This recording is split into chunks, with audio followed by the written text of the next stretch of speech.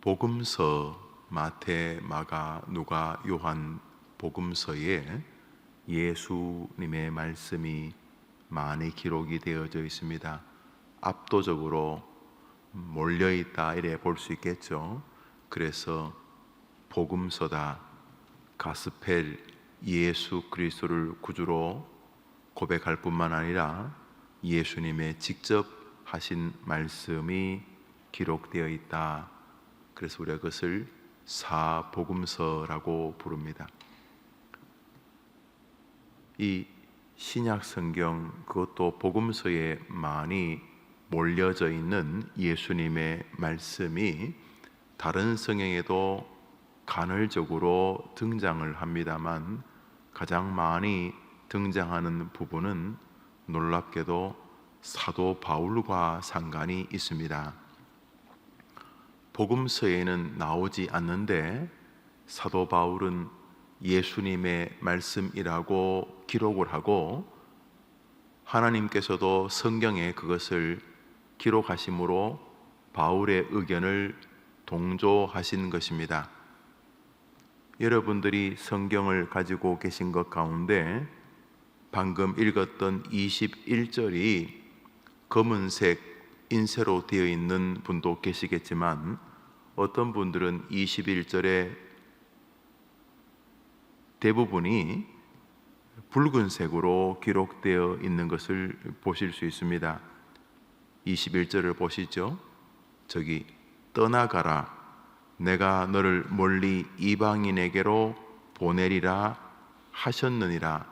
앞에 나더러 또 이르시되 와 하셨느니라는 바울의 이야기이고 중간에 떠나가라부터 이방인에게로 보내리라 하시는 말씀은 예수님이 자신에게 한 말씀이다, 이런 내용입니다. 바울이 지금 여러 사람들 앞에서 자신의 신앙을 간증하고 있는데 이 간증에 등장하는 자신에게 말씀을 하신 분이 예수님이라고 하는 내용을 성경에 담고 있습니다. 7절을 읽겠습니다. 사도행전 22장 7절입니다. 읽읍시다. 시작. 내가 땅에 엎드려져 들으니 소리에서 이르되 사울아 사울아 내가 왜 나를 박해하느냐 하시거늘. 여기서도 보면 내가 땅에 엎드려 들으니 소리에서 이르되까지는 바울 자기의 이야기고 사울아 사울아 내가 왜 나를 박해하느냐는 자신이 들은 예수님의 말씀이다 라는 것입니다. 하시거늘, 이것은 또 자기 이야기이지요. 8절을 읽습니다. 사도행전 22장 8절입니다. 읽읍시다. 시작. 내가 대답하되 주님 누구시니까 하니 이르시되 나는 내가 박해하는 나사렛 예수라 하시더라. 저기도 내가 대답하되 주님 누구시니까 하니 이르시되, 이거는 자기 이야기고 나는 내가 박해하는 나사렛 예수라, 이것은 예수님의 말씀이라는 것이고 하시더라는 또 자기의 이야기입니다.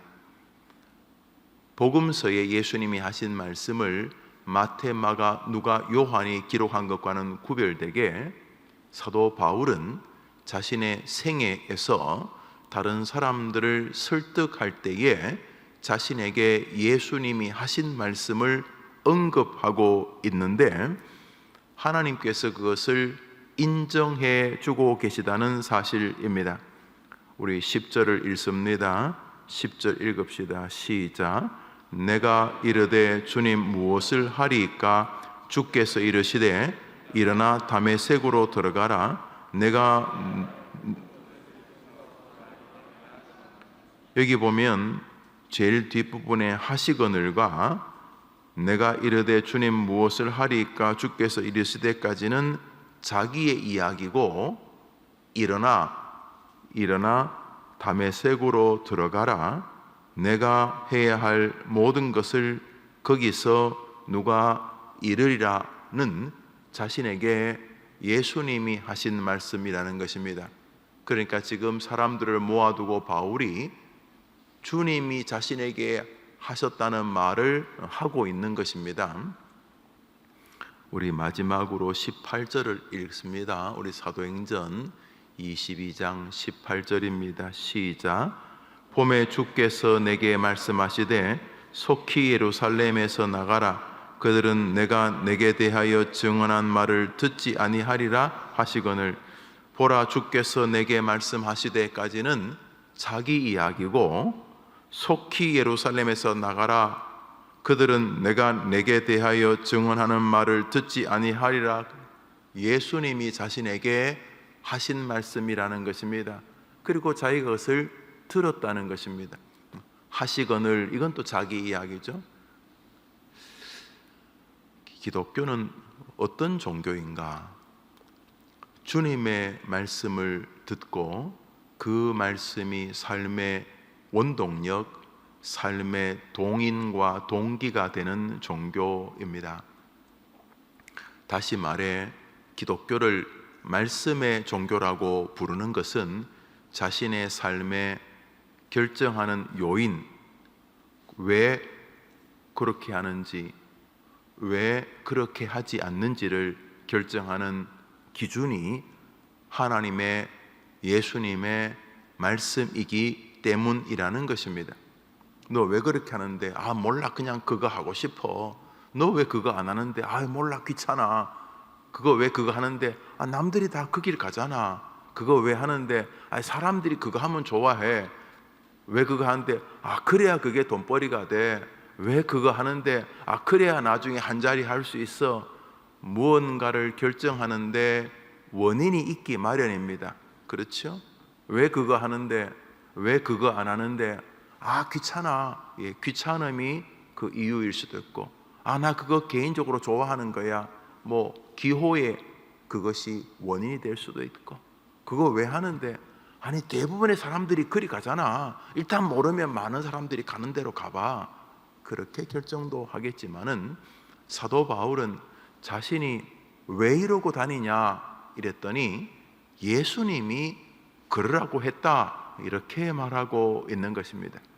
우선 와, 믿음 좋네 하는 느낌이 들지만 동시에 좀 시건방진 것 아닌가, 자신의 개인적 체험이 정말 주님의 말씀이라고 할 수 있는가, 이런 느낌까지 다양하게 듭니다마는 어떡하겠습니까?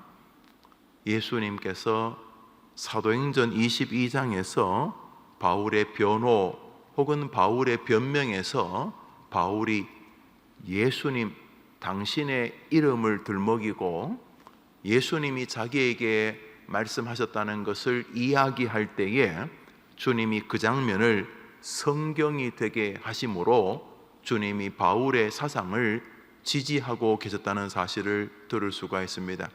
그렇다면 이 부분에 대해서는 전혀 의심할 이유가 없습니다. 이제 생각해 보는 것입니다. 많은 사람들이 바울처럼 목회하고 싶어 합니다. 정주영이나 이병철이나 워렌 버핏이나 빌 게이츠처럼 돈 많이 버는 목회를 꿈꾸는 목사가 있는지는 모르겠습니다만, 목회의 길로 들어선 이상 모든 목사들은 한 생애를 사는 동안, 야, 참 저분은 평생 바울 같은 목사님이셨다, 이런 이야기를 듣기를 원합니다. 듣기를 원한다면은 그 목사는 사도 바울을 통해서 하나님이 일하시는 방식을 주목해야 하지 않겠습니까? 많은 사람들은 목회자가 아니어도 사도 바울적 삶을 기대합니다. 사실 사도 바울은 이중적 삶을 살았습니다. 우선 바울을 목회자라고 부르는데 이견이 없습니다. 그가 쓰신 그 책 가운데는 목회서신이라고 불리는 디모데 전후서 같은 성경은 말 그대로 후배 목사들이 목회하라고 기록되어졌다, 이렇게 불리워지는 목양적 서신이기 때문입니다. 동시에 바울은 모든 자비랑 선교의 머리, 원조입니다.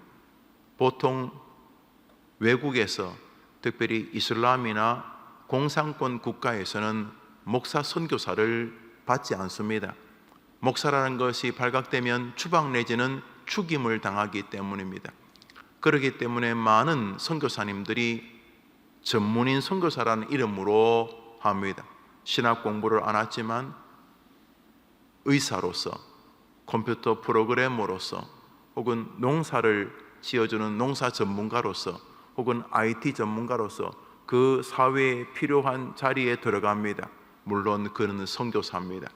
복음을 전파하기 위해서 살아갑니다. 그럼에도 불구하고 그는 전문인 선교사이고 혹은 자비랑 선교사입니다. 이렇게 전문인 혹은 자비랑 선교사라는 이름을 총칭하는 선교적 단어가 텐트메이커입니다. 텐트메이커. 사도 바울의 직업입니다. 텐트를 지어가면서 보르스길라 아굴라 부부의 도움과 조력을 받아가면서 업이 건축업입니다. 건축업. 가끔 바울이 바빴으니까 1년에 몇 채나 집을 지을 수 있었는지는 모르지만 여튼간에 사도 바울이 이렇게 선교할 때에 자유롭게 선교할 수 있는 곳에는 목사 명함을 줬겠지만은 자유롭게 선교할 수 없는 곳에는 건축업자 바울의 명함을 주었을 것입니다. 그렇지만 우리 중에 누가 바울을 건축업자로 보는 사람이 없지 않습니까? 그럼에도 불구하고 바울은 목사 선교사이며 동시에 평신도, 자비량 혹은 스스로 선교하는 텐트 메이커의 원조가 되어집니다. 그런 면에서 선교적 사회생활, 선교적 삶, 기독교 세계관에 서서 사회생활을 하면서 복음을 증거하려는 모든 평신도 선교사님들에게도 사도 바울은 따라가야 될 모본입니다. 그러므로 목사든 평신도든 믿음의 길을 걷는 사람들이 하나님이 사도 바울을 쓰신 것처럼 자기도 쓰임받기를 원한다면 시작이 뭐냐 하면 하나님의 음성을 먼저 듣는 것입니다. 그것이 원동력이기 때문입니다. 들은 말씀이 있어야 전할 것이 있고, 들은 말씀이 있어야 판단 근거가 존재하는 것이 개혁교회의 신앙이기 때문입니다. 여러분이 집에 가셔서 사도행전 22장을 읽어보시면 곳곳에서 사도 바울은 자신이 주님의 음성을 들었던 장면을 자주 사람들에게 이야기합니다. 최소한 신약 성경에 3번 이상 다메섹 도상에서 자신이 주님 만난 것을 직간접으로 사도 바울은 설명합니다. 로마서에서는 아예 그것을 녹여서 설교합니다. 중요한 것이 무엇인가? 주님의 음성을 들은 경험이 있는 자가 목사라는 것입니다. 주님의 음성을 들은 경험이 있는 자가 선교사라는 것입니다. 오늘자 날주 예레미야서 32장입니다. 예레미야서, 우리 주님이 그 혼란의 시기에 쓰임받 하나님과 사람에게 귀하게 사용되었던 선지자 예레미야입니다. 예레미야 선지자가 귀하게 쓰임받을 수 있었던 이유, 그것은 사도 바울이 쓰임받을 수 있었던 이유와 동일합니다. 오늘자 날주 예레미야서 32장 1절입니다. 우리 1절을 읽읍시다. 읽습니다. 시작. 유다의 시드기야 왕 10째 해 곧 느부갓네살 18째 해에 여호와의 말씀이 예레미야에게 임하니라. 1절입니다. 예레미야가 혼자 열심히 나대는 사람이 아니고, 내 생각에는 이래서 총 나간다, 칼 나간다 외친 선지자가 아니라 예레미야가 그 혼돈의 시기에서 하나님께 쓰임받는 종이 되었던 출발, 원동력은 그로부터 1000년쯤 뒤에 오게 될 사도 바울을 쓰시는 하나님의 방식과 100% 일치합니다. 무엇입니까? 여호와의 말씀이 예레미야에게 임하니라, 이것입니다. 여호와의 말씀이 예레미야에게 임하니라. 그러니까 원래 건강한 기독교는 일단 뛰어보고 일하지 않습니다. 일단 움직여봐라. 그리고 움직이면서 결정해보자. 이러지 않습니다. 개혁교회는 일단 듣기부터 시작합니다. 주님이 무엇이라고 말씀하시는지에 훨씬 더 예민합니다. 내가 무엇을 행할 것인가? 인생이 길지도 않는데 벌써 60줄인데 아이고 이거 뭐 1, 20년 하면 기력이 쇠할 텐데 시간이 별로 없는데 아니요, 시간 많습니다. 우리 주님이 영원함을 가지고 계신 분이시기 때문에 그분이 우리의 힘이시기 때문에 우리에게 없는 시간이라 할지라도 그분에게는 무한하기 때문에 괜히 혼자 바쁠 거 없습니다. 기독교는 먼저 들음의 종교입니다. 예레미야가 그 모진 고난과 고문을 당하면서도 하나님의 사람으로 쓰임받을 수 있었던 원동력은 저것입니다. 한번 따라 합시다. 여호와의 말씀이 예레미야에게 임하니라. 그 뒤 일어난 여러 사건들의 출발은 여기에 있습니다. 이제 우리에게 의문이 드는 것은 오직 하나입니다. 그것은 하나님의 말씀이 임한 다음에야 무언가가 벌어진다는 진리에 대해서는 이제 의심할 이유가 없습니다. 예레미야나 바울이나 동일하기 때문입니다. 우리가 궁금한 것은 how, 어떻게 임했겠는가 하는 것입니다. 스펄전 목사님이 메트로폴리탄 더버너클 처치라고 하는 이미 200년쯤 전에 15,000명이 들어가는 큰 홀을 빌려 예배하셨습니다. 그 당시에 15,000명이면 지금은 거의 뭐 40~50만 명쯤 될 것 같습니다. 설교의 황태자라 불리웠던, 마지막 청교도로 불리웠던 스펄전 목사님, 예배 시간이 거의 다 되었는데 강단에 오르지 않으셔서 집사님 한 분이, 관리하시는 집사님이 목사님 방을 이렇게 두드리려고 하는데 안에서 같이 가시지요. 혼자 보내면 제가 뭐라고 말합니까? 같이 좀 가시지요. 그래서 어떤 분이 참 정신없는 분이네. 예배 시간이 지금 다 되었는데 어떤 손님이 와서 계속 목사님하고 이렇게 좀 실랑이를 하는 줄 알고 몇 분 기다렸답니다.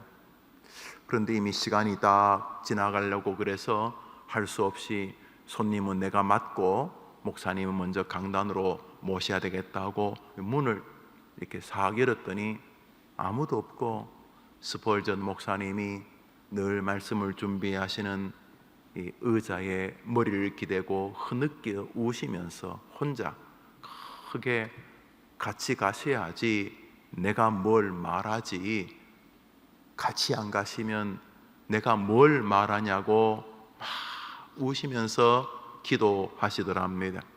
하나님이여 강단에 오셔서 말씀하셔야지, 뭐 이런 내용입니다.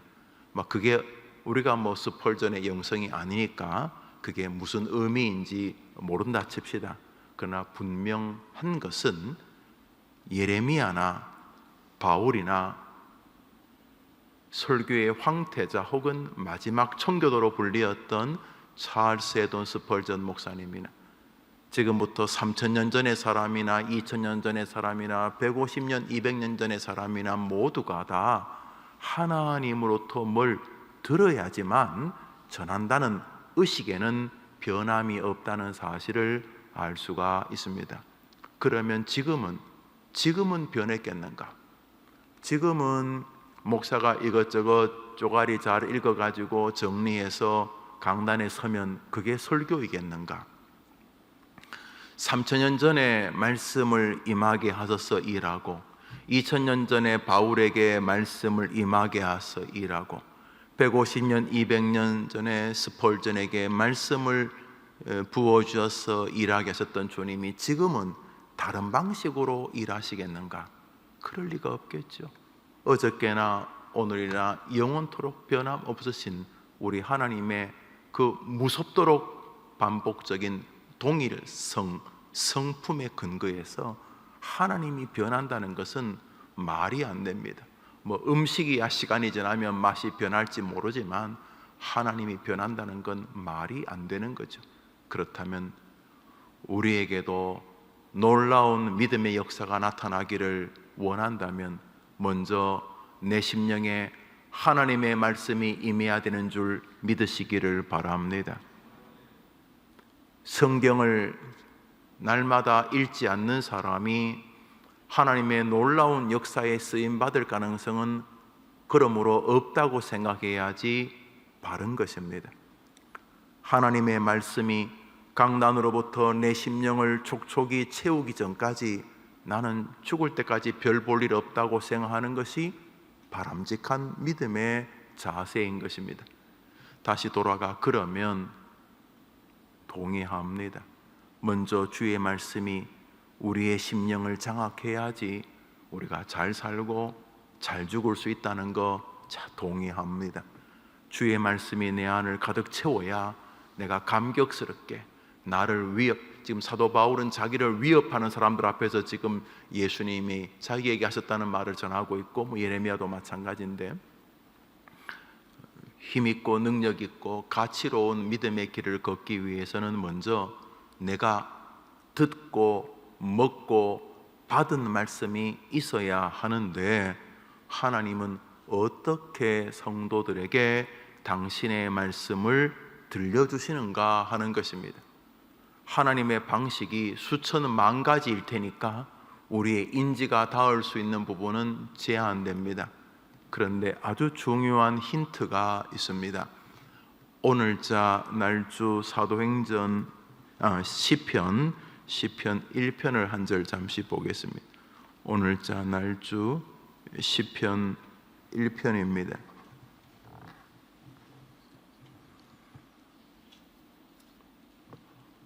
1절부터 우리 3절을 읽겠습니다. 1절부터 3절을 읽읍시다. 시작. 복이 있는 사람은 악인들의 꾀를 따르지 아니하며 죄인들의 길에 서지 아니하며 오만한 자들의 자리에 앉지 아니하고 오직 여호와의 율법을 즐거워하여 그의 율법을 죄하러 묵상하는도다. 그는 시냇가에 심은 나무가 철을 따라 열매를 맺으며 그 잎사귀가 마르지 아니함 같으니 그가 하는 모든 일이 다 형통하리로다. 우리가 기대하는 것은 목회적으로 선교학적으로 우리의 성도적 삶이 3절이 되기를 원합니다. 시냇가에 심은 나무가 철을 따라 열매를 맺고 그 잎사귀가 푸르고 마르지 아니하고 하는 모든 일이 하나님의 은혜 안에서 형통한 삶, 우리가 원하는 것은 바로 3절 아닙니까? 다른 모든 인생은 비쩍비쩍 말라 다 죽어가도 나의 믿음의 뿌리는 시냇가에 다 있었어. 다른 것은 다 비가 안 와서 말라 죽지만 내 뿌리는 영원히 흐르는 시냇가에 딱 붙어 있기 때문에 이거는 그냥 그 시냇가로부터 오는 생명의 단미를 이렇게 받아 먹으면서 그저 열매도 맺고 푸르고 푸른 그런 역사에 쓰임받는 인생, 목사도 성도도 믿음의 길을 한번 가는 동안 그러기를 바라고 있지 않습니까? 모든 믿음의 부모가 자신의 자녀에게 기대하는 것이 저것일 것입니다. 그 아이의 생애가 시냇가에 뿌리가 딱 이렇게 있어가지고 아무리 가물고 아무리 기근이 오고 삐쩍 말라도 이 시냇가는 마르지 아니하기 때문에 이 시냇가에 뿌리가 다 놓아져 있는 그런 생애가 자신의 자녀에게 혹은 자기에게 열리게 되기를 바라지 않겠습니까? 그런데 이 아름다운 세계, 오늘 읽었던 사도행전 22장의 사도 바울이 그 위대한 사람, 정말 말 그대로 위대한 종이죠. 그 위대한 종의 사역의 번성, 비록 핍박도 받지만은 그의 그 엄청난 능력이 있는 믿음의 길이나 자기를 그렇게 박해함에도 불구하고 가슴이 터질 것 같아서 주님의 나라에 대해서, 주님에 대해서 말씀을 전하지 않으면 가슴이 터질 것 같았던 이런 뜨거웠던 믿음의 사람 예레미야 같은 사람들의 이 힘있고 능력 있는 믿음의 여정은 바로 3절을 말할 것입니다. 그리고 3절 같은 역사가 있기 바로 앞에 무슨 일이 있었는가? 2절을 읽겠습니다. 2절입니다. 시작. 오직 여호와 율법을 즐거워하여. 사랑하는 여러분, 하나님께서 어떻게 우리에게 말씀하시는지에 대해서 우리가 다 알지 못하지만 우리 개혁교회 신조인 웨스트민스터 신조는 하나님의 말씀을 낭독과 설교를 통해서 우리에게 들려주신다라고 고백하고 있습니다. 여러분과 저는 그 신조를 고백하면서 세례를 받고 안수를 받지 않았습니까? 그런 면에서 시편 기자 저 말씀, 다시 말해 시편의 관문인 1장에서 주님은 하나님의 율법인 이 말씀을 주야로 묵상하고 이 말씀에 대한 기대, 즐거워함이죠. 그래서 그 어떤 것보다도 내가 주님의 말씀에 은혜를 받으면, 내가 주님의 말씀을 들으면, 내가 주님의 말씀을 읽고 묵상하고 먹고 마시면 내 인생에는 푸르고 푸른 역사가 열매가 나타난다고 믿는 것이 하나님이 우리에게 기대하는 진리인 줄 믿으시기를 바랍니다. 개혁교회는 직통계시 이런 것에 대해서 보편적으로 주의합니다. 꿈이나 환상으로 하나님이 일하신다는 것을 개혁교회는 종결적 사고로 봅니다. 다시 말해 성경이라고 하는 가장 강력한 진리를 주셨음에도 불구하고 성경보다 계시나 환상이나 꿈을 기대하는 것은 성경을 주신 주님을 모독하는 것이라는 사상입니다. 저도 마찬가지 신앙을 가지고 있습니다. 여러분, 하나님의 말씀이 내 안을 채우는 게 시작입니다. 여튼간에 거기서부터 출발하는 게 바른 기독교입니다. 그것은 예레미야에게도 바울에게도 스펄전에게도 예외가 아니었습니다. 그러므로 우리에게도 예외가 아닐 것입니다. 푸르고 푸른 인생을 살고 싶고 열매 맺는 인생을 살고 싶다면 오늘 주님의 말씀이 여러분에게 임하기를 구하시기를 바랍니다. 여러분의 자녀가 힘있고 능력 있는 그리스도인의 길을 걷기를 원하신다면 그 아이가 하나님의 말씀을 즐거워하는 아이가 되도록 기도해 주셔야 할 것입니다. 우리가 맛난 음식 먹으러 간다 그러면 그 음식을 먹지도 않았지만 즐겁습니다. 아빠 빨리 가요. 엄마 빨리 가요. 배고파요. 나 그거 너무 좋아하는데 하나님의 말씀을 듣고 묵상하고 읽고 설교 듣는 것을 즐거워해야 합니다. 성경 읽는 것을 즐거워하고 마지못해 읽는 것이 아니라 마치 그 꿀송이 같이 막 이렇게 맛있는 음식을 한 입 배물고 잠시 놔뒀는데 다른 사람 때문에 못 먹지만은 계속 요 강의 끝나면 빨리 쉬는 시간에 그거 마저 먹어야지, 이렇게 주의 말씀을 즐거워하는 동안 하나님의 역사는 여러분에게 임할 줄 믿으시기를 바랍니다. 그러므로 이것을 중심으로 우리는 정돈할 수 있습니다. 나는 왜 말씀에 대하여 이렇게 사모함이 식었을까? 나는 언제 말씀을 향한 갈망을 가졌었는가? 오 주님, 나에게 주의 말씀을 향한 사모함을 회복시켜 주시옵소서. 뭘 열심히 교회 일하기보다 주의 말씀을 사랑하기가 먼저라는 것입니다. 이것저것 쫓아다니면서 총 나간다 칼 나간다 오만상 간섭하고 다니기보다 먼저 주의 말씀 듣기를 사모함의 회복이 더 빠른 능력 있는 그리스도인의 길이라는 것입니다. 특별히 해림교회 다음 세대 어린 아이들이 주의 말씀을 사랑하는 아이들이 되기를 바라는 것입니다. 다른 방식으로 우리 아이들이 능력 있는 그리스도인이 될 가능성은 개혁교회 신앙으로는 제로입니다. 그 아이들이 어떤 프로그램을 좋아하든 그 아이가 교회에서 하루 종일 살아도 그 아이에게서 선한 영향력이 나타날 가능성은 개혁교회 신앙으로는 제로입니다. 왜요? 먼저 주의 말씀이 그 아이에게 임해야 하기 때문입니다. 말씀이 먼저 우리 아이에게 임하면 그 다음에 아이가 능력 있는 성도가 될 줄 믿으시기를 바랍니다. 그래서 온 목사와 성도들은 말씀을 향한 사모함을 가지고 살아야 합니다. 복 있는 사람이 누군가? 그 말씀을 먼저 즐거워합니다. 성경 읽는 것이 스릴 넘치고 설교 듣는 것이 너무 행복한 믿음으로 회복입니다. 한국 교회가 회복해야 될 것은 바로 그 지점인 것입니다. 성경 하나의 말씀이 우리를 복되게 하는 것입니다. 그것은 날마다의 삶도 마찬가지입니다. 오늘 우리는 오늘의 살 말씀의 은혜가 필요합니다. 어제 큰 말씀의 은혜가 있었습니까? 너무 귀합니다. 그런데 오늘은요, 왕년에 정말 말씀의 풍성한 세계를 경험하셨습니까? 축복하고 정말 잘하셨습니다. 그런데 오늘은요, 왕년을 가지고 못 살지 않습니까? 오늘 우리는 또다시 일용할 하늘의 양식이 필요한 줄 믿습니다. 사랑하는 여러분, 그러므로 돌아가시는 날까지 여러분은 말씀 사모하는 사람이 되어야 하는 것입니다. 그래야 오늘도 힘이 있습니다.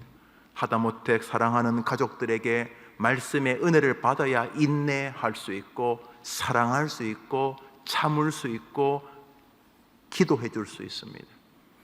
오늘 말씀의 은혜를 받아야 어제 만났던, 그래서 이골이 날 인간관계가 그리스도인 안에서의 관계가 되는 것입니다.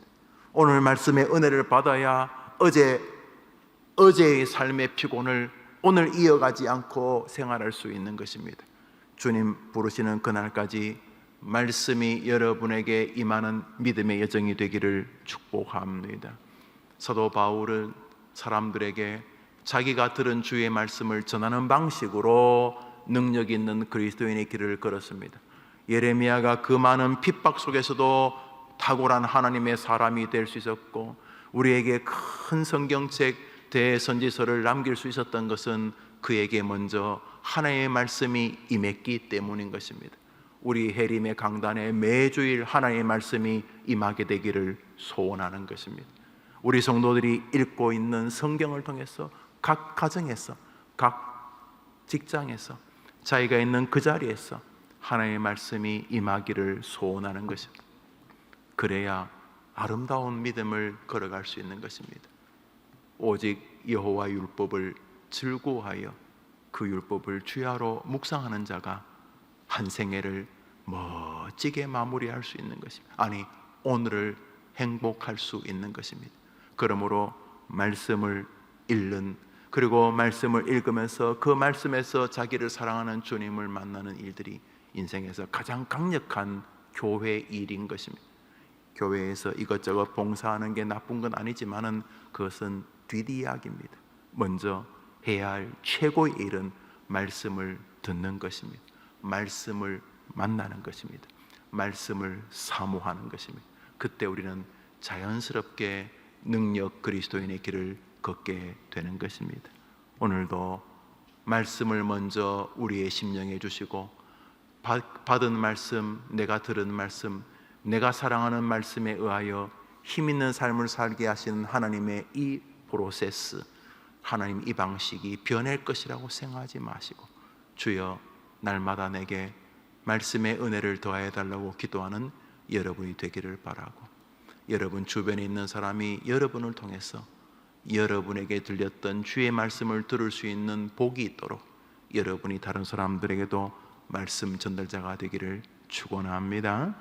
주님 가르친 기도로 우리 자유롭게 기도하고 마치고 자유롭게 기도하고 하루를 시작하겠습니다. 하늘에 계신 우리 아버지여, 이름이 거룩히 여김을 받으시오. 나라의 마옵시며 뜻이 하늘에서 이룬 것 같이 땅에서도 이루어지이다. 오늘날 우리에게 일용할 양식을 주옵시고, 우리가 우리에게 죄 지은 자를 사하여 준 것 같이 우리 죄를 사하여 주옵시고, 우리를 시험에 들게 하지 마옵시고 다만 악에서 구하옵소서. 그게 나라와 권세와 영광이 아버지께 영원히 있사옵나이다. 아멘. 기도합시다.